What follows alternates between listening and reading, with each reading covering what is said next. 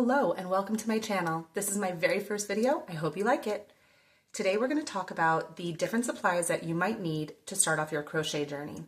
I'm going to show you what I used, and then hopefully this will help you decide on what type of materials to get you into crocheting. So starting off with the yarn. Everybody wants to begin with those really soft, squishy chenille yarns, and while they are so fun to work with, they can be a little costly and they can be a little difficult to work with because you might not be able to see your stitches as well as if you were to use an acrylic or cotton blend. So let me show you what I have here. This is a bamboo cotton blend. It's nice and slick to work with. However, the stitches are very tiny and can be difficult to see at times. This is 100% cotton.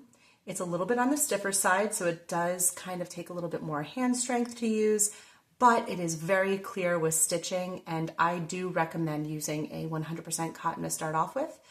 This is an acrylic yarn. It's a little bit on the fuzzier side, but it is very low cost, especially for the amount of yarn you get in a skein. And then this one here is chenille.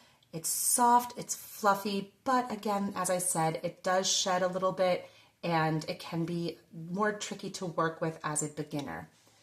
On the back of your yarn, you'll notice that there will often be a label that shows you how big the cotton or how big the yarn is, and then it'll give you some suggestions for your knitting needles or for your crochet hook. So this is recommending an 8mm crochet hook.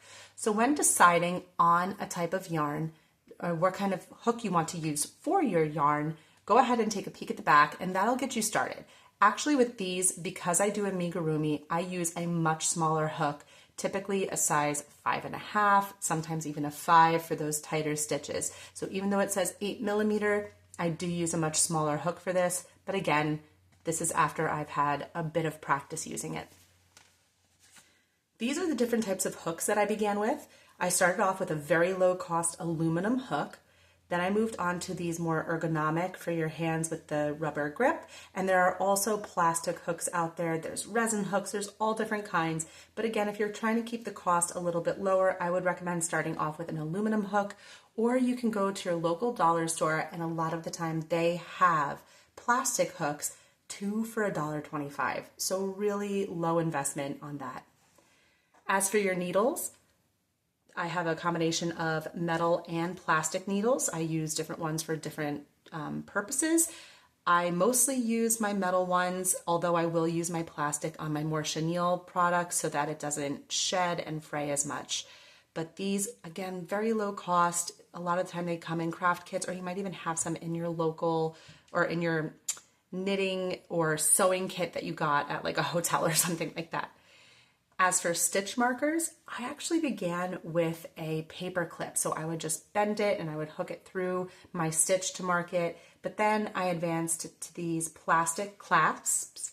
They clip together. So when I'm holding a row that I know I'm going to need to keep an eye on, I use these. And then these spiral ones are great for when I know that I'm going to be taking out and inserting my stitch marker more often. So as for your starter kit, I would recommend starting off with a plastic needle, either your cotton or your acrylic yarn. You can use a paper clip or even a bobby pin I've seen used, earrings I've seen used, or these plastic clips here. And then I would recommend starting off with a aluminum or a plastic hook just to get you started and to keep the investment low. Once you get your supplies, come on back and I'm going to show you some ways to hold your hands on the yarn and to start a chain. Have a great day. Thank you for watching.